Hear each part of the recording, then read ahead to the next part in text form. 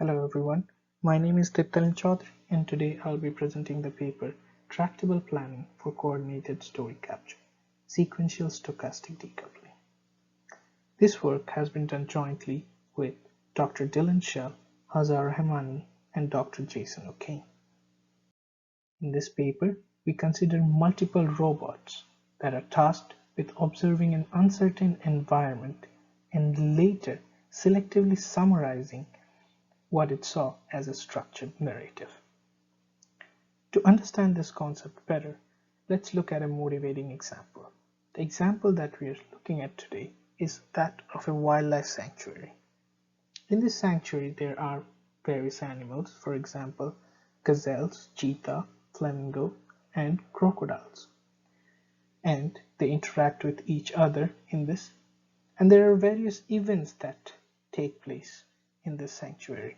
For example, a gazelle eating grass, or a gazelle getting attacked by a cheetah, or the crocodile may be attacking the gazelle, or a flamingo being attacked by the crocodile.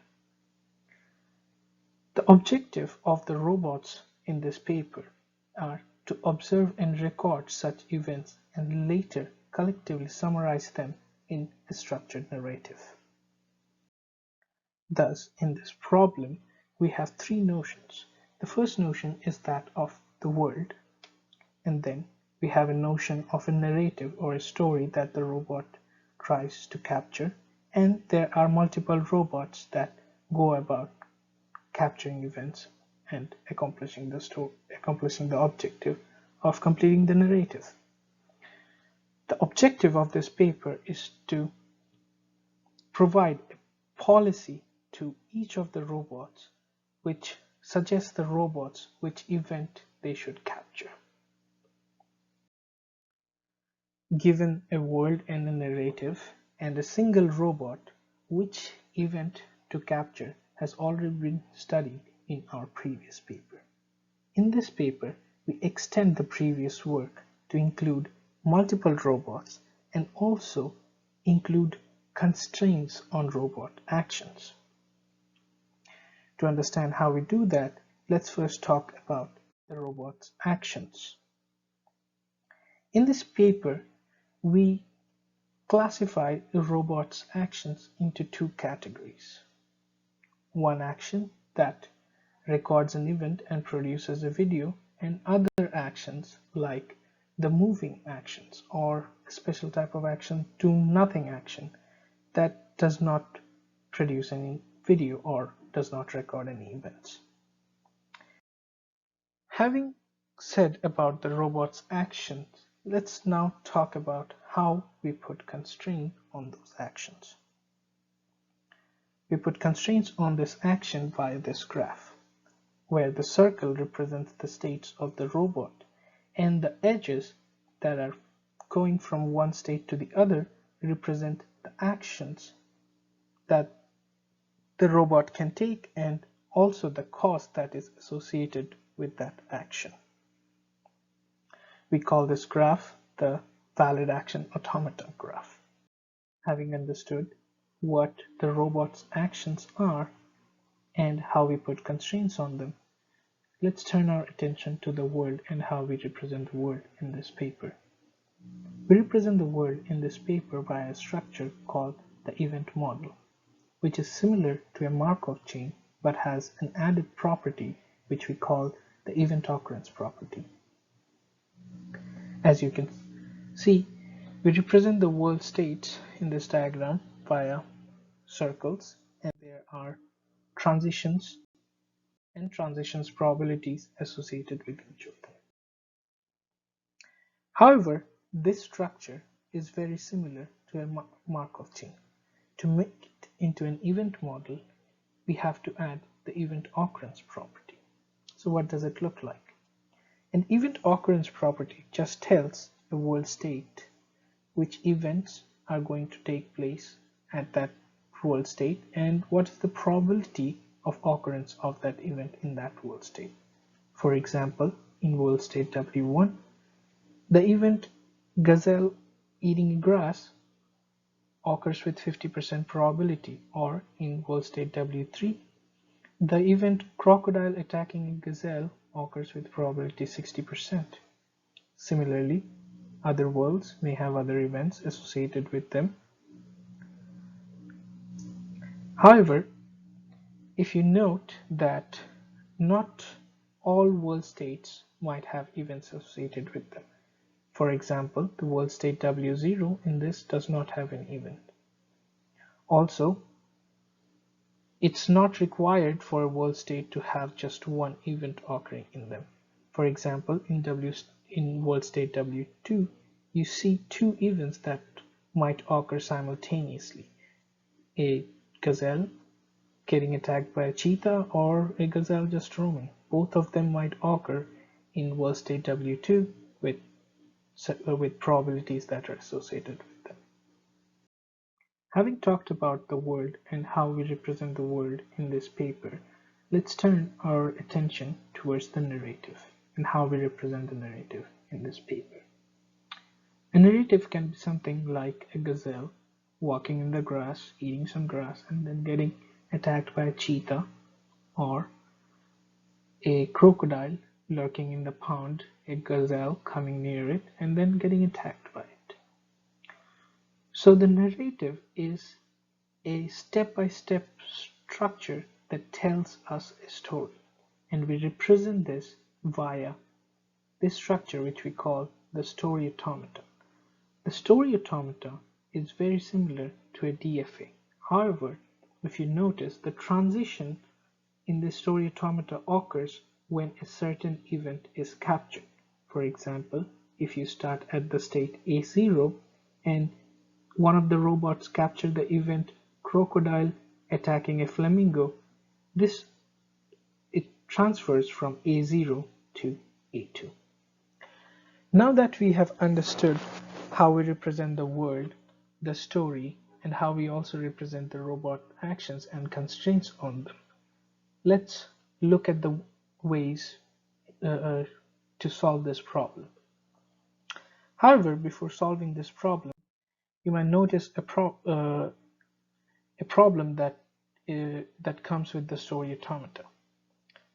The transition on the story automata happens by capturing a single event. But in this paper, we're considering multiple robots, and thus multiple events can be captured simultaneously. So a story automata where the transitions happen by capturing a single event is not helpful when multiple events are captured simultaneously. To understand this, let's consider an example of two robots and see how we can modify the story automata. So assuming two robots, the structure remains the same if one of the robot captures an event and the other captures nothing.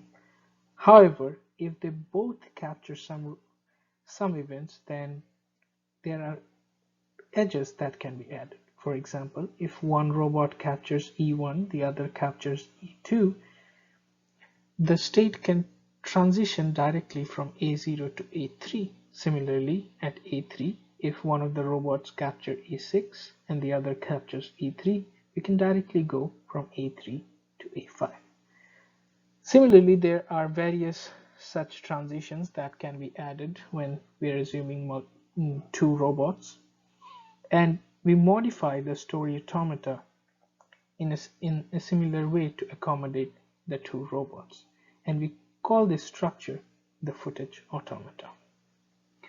Having defined the footage automata, now let's look at one of the approaches we take to solving this problem. We start with the sequentialized planning approach. As the name suggests, in this approach we plan for the robots sequentially. That is, we calculate a plan for robot 1, then we calculate for robot 2, and in order till all the robots have been completed, or all the plans for all the robots have been calculated. To understand more in detail, let's look how we do this. We start with the event model, the story automata, and the valid action automata for the first robot that we want the policy to be calculated for. We create the footage automata from the story automata, and then utilize the event model, the footage automata, and the valid action automata to create the sequential MDP for the first robot. Then we use normal MDP solving methods like value iteration to get policy for that robot 1. While considering robot 2, we take not only the event model and the footage automata, but also the policy that we calculated for the first robot to create the sequential MDP for the robot 2. Again, we solve it to get the policy for robot 2. Similarly, for robot 3, along with the event model and the footage automata, we use the valid action automata for the third robot along with the policies for robot 1 and 2. And we continue this procedure till we have completed or calculating the policies for all the robots. However, one thing to notice here is that, well, what's the order by which these robots are calculated? In this paper, we use two methods of calculating, of putting an order to how the robots are being planned. One is a random approach where it randomly selects an ordering of the robot and then starts planning for the first robot, then the second robot, and goes on till all the plans for all the robots have been solved. The second method that we use is a greedy method. In this method, at the first step, we calculate the policies for all the robots, considering them in the first order. Take the best one and then calculate the remaining other robots for position 2, and we continue doing that till we solve for all the robots. Having talked about sequential planning and how we denote the orders in the sequential planning approach, let's turn our focus to the full joint method. In the full joint approach, we plan for all the robots simultaneously. However, there is a problem. Just as we saw with the story automata, that when multiple robots collect events simultaneously, we need to modify the story automata to create something of a footage automata. We have the similar problem for the actions for the robot. For example, let's consider two robots, both of them having their corresponding valid action automatons. As we're planning for the full joint approach, all the robots take actions simultaneously.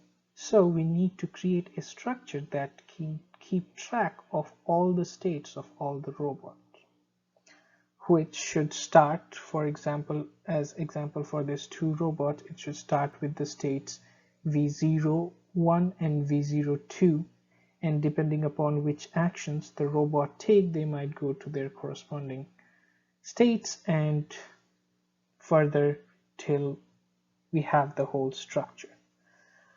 So this structure that accounts for all the actions taken by all the robots we call a joint action automata. It keeps tracks of all the actions together that can be taken by all the robots and the total cost of taking all the actions by all the different robots. Having defined this joint action automata, now we can move forward with the full joint plan. The full joint plan starts with the event model, the story automata, and all the valid action automatons that are available to all the robots.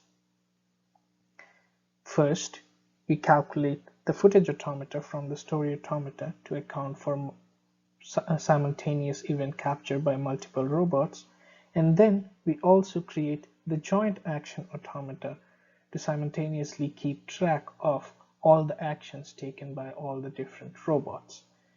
Having created these two structures, we can now create a product of these structures to create the joint MDP, which can then be solved via methods like value iteration to get a joint MDP policy.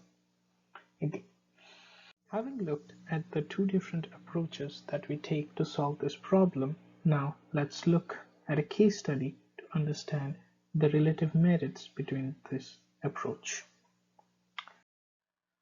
For the case study, we take the wildlife safari example and we provide MDPs with an event model, a story automata, and three different kinds of robots. A robot A with the least constraints on it, and a robot C which has the most constraints on it. The story automata we selected here is a simple story automata which tells the robot to capture the events flamingo in a lake, gazelle grazing, then either capturing a gazelle being attacked by a cheetah or a gazelle being attacked by an alligator, and then ending the narration with a flamingo being attacked by a crocodile. Having said this, now let's look at the results. So the results provided here are for the cost versus team composition, and we provide the results for the three different approaches: the joint approach, the sequential greedy approach, and the sequential random approach. As we see for the case with single robots, there is no difference between the greedy and the random, and we also see that robot A, which has the least constraints on it, does better than B or C. We also look here that increasing the number of robots also decreases the cost of capturing the whole story. However, we can see from the graphs that increasing the number of robots from 3 to more than 3 does not provide any benefit in terms of cost, as the story automata is relatively small and the 3 robots can capture all the 4 events pretty well. Having talked about the cost and the team composition, now let's look at the time it takes to compute all the 3 different policies. The joint, as expected, takes the most time to compute, and it's not computable for even 4 robots. And we do this similarly for sequential approach via greedy and random, and we see that we can do it relatively easy with 4 or even 5 robots. For the related works, as mentioned before, this paper is an extension of our previous paper, which considered a single robot for capturing event. Apart from that, there are some other problems which are similar to this problem, however not exactly the same. They are the vacation snapshot problem, the story validation problem, and the video summarization problem.